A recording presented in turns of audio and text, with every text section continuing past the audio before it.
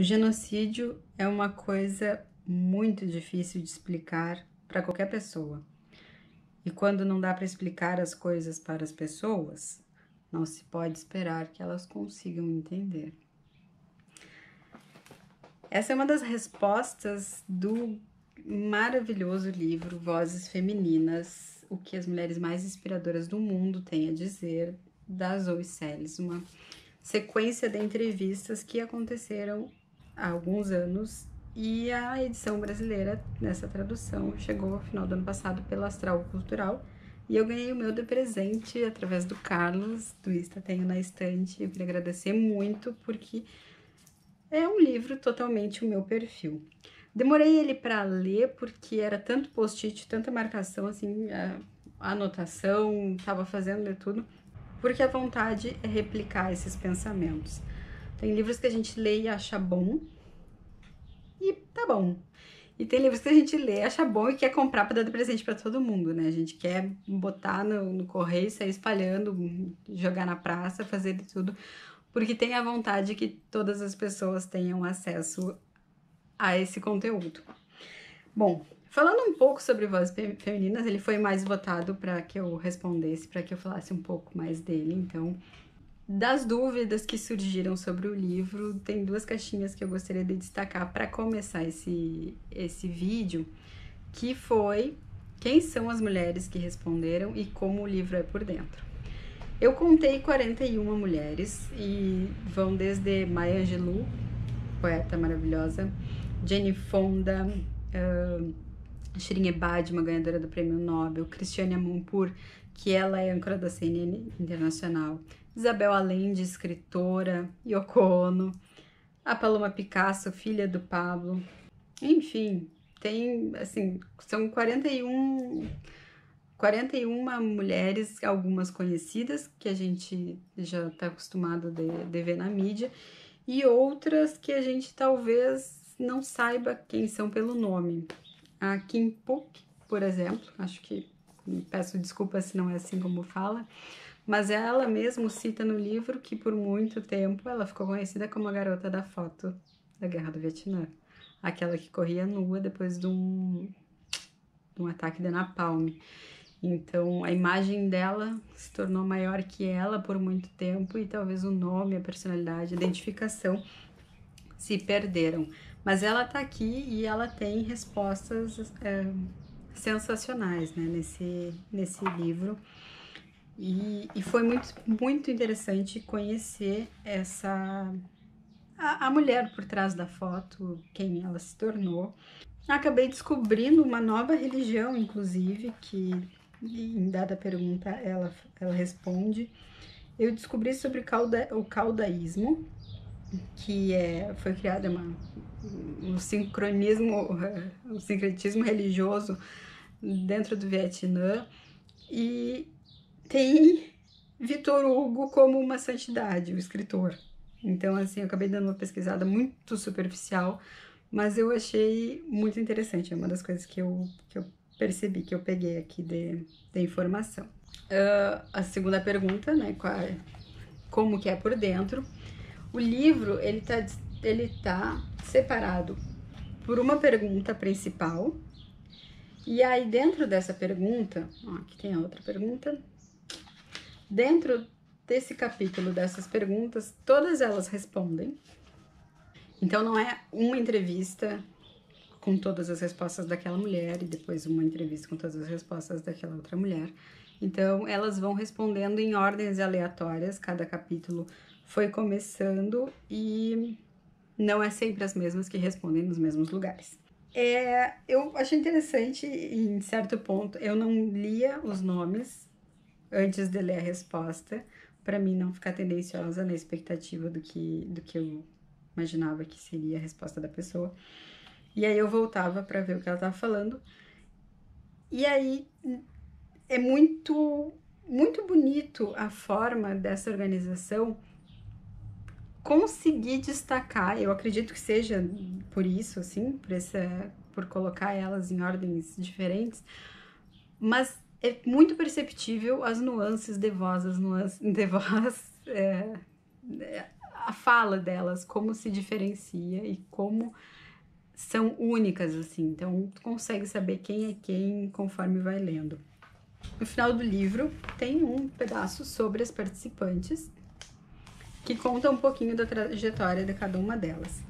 Confesso que eu gostaria que ficasse na frente, então para quem for ler, talvez começar a ler sobre as participantes para depois ir para as respostas, porque talvez muitas respostas, muitas das questões a gente acabava não entendendo o contexto pela vida dessa mulher, né?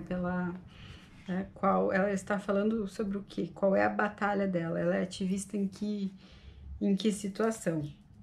Às vezes é bom, pensando dessa forma, a gente não colocou aquela ativista de armas numa caixinha, a gente tá ouvindo uma resposta sobre uma mulher. E aí depois a gente vai descobrir a sua função.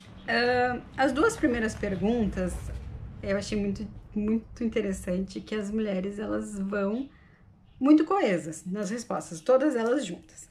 Quando a gente chega na pergunta sobre o que mais provoca a sua raiva e se você acredita em perdão, aí desanda a mulher para cada lado, assim. A gente vai do 8 ao 80, daquelas do perdão incondicional até aquelas de que não, né? Tudo não. Nessa hora eu cheguei na minha alma gêmea de pensamento, que é a Emma Bonino, que é italiana, participou do parlamento, foi ministra de Relações Internacionais, enfim. E ela fala sobre o que provoca raiva e se ela acredita em perdão. A hipocrisia está no topo da lista das coisas que me dão raiva, e perdoar comportamento hipócrita costuma ser bem contraproducente. Então daqui, cheguei no meu momento de amorzinho. Dessas outras mulheres, eu vou destacar a Paloma Picasso também como a resignada do rolê, assim, porque ela é muito interessante ver as respostas dela como se pudesse resumir em uma expressão facial, a Paloma Picasso no livro dando as respostas, seria: é isso. Não deixando de ser brilhante, com certeza, e não deixando de ter toda a força do pensamento e da inteligência, do brilhantismo dela, mas ela conseguiu passar essa imagem mais resignada e é muito interessante ver ao longo das outras. Tem da Emma mais exaltada, que não quer perdoar o hipócrita, até a Paloma mais resignada, tranquilona, na dela. A cereja do bolo, eu acho, do livro é a Yoko Ono sendo a Yoko Ono.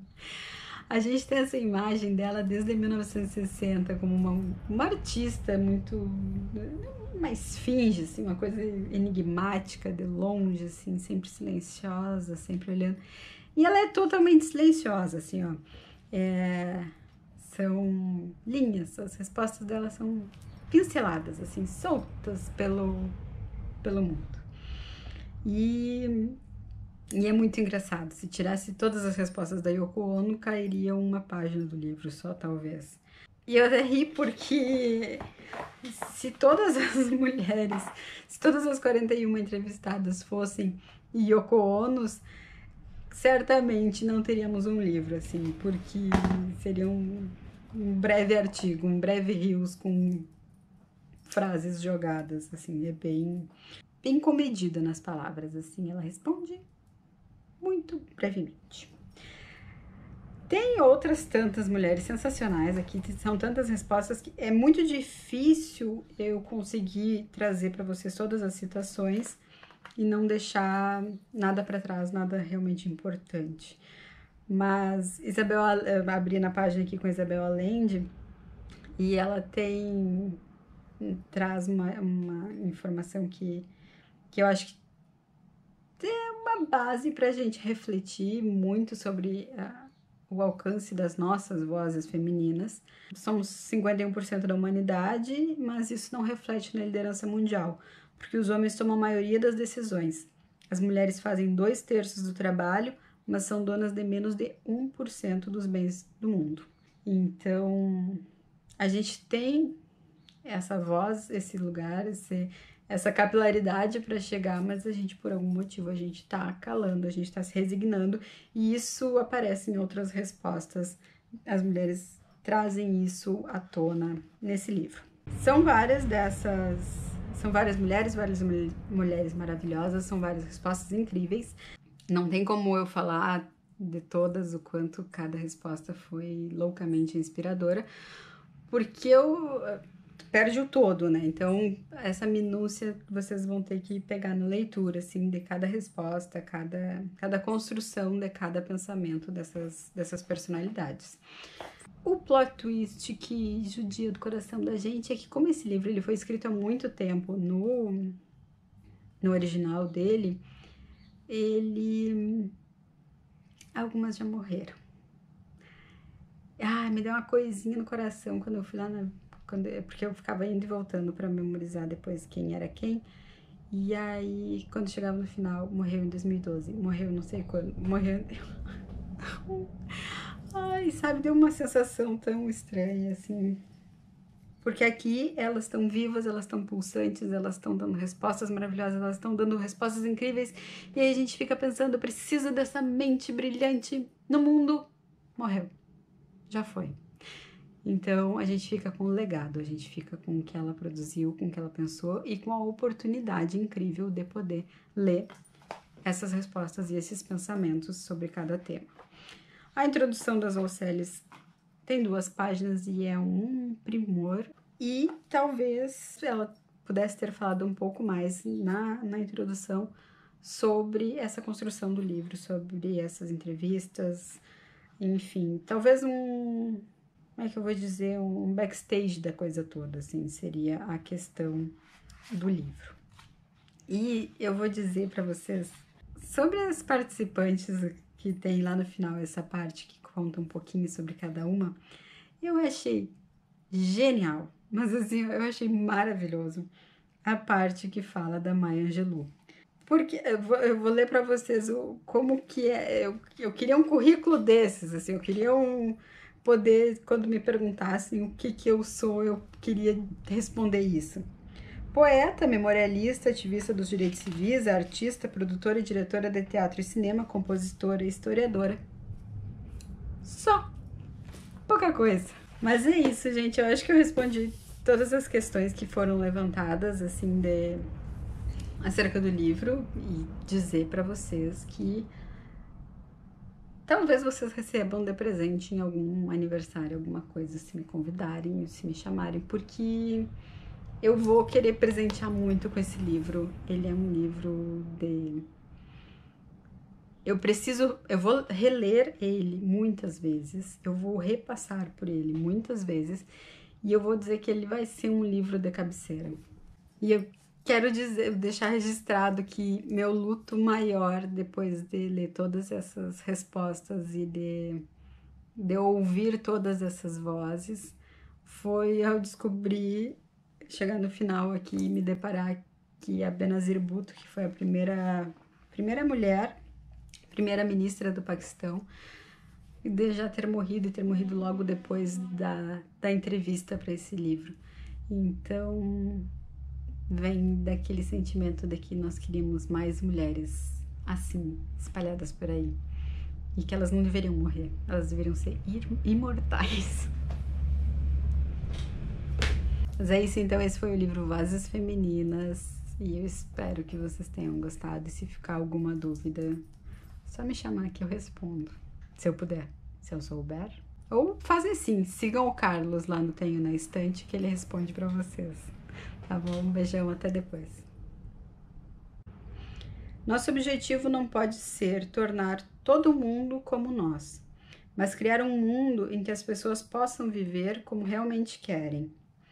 Acho que há uma possibilidade das pessoas serem capazes de ter sua própria cultura e ser diferentes sem se matarem. Não quero que sejam todos iguais.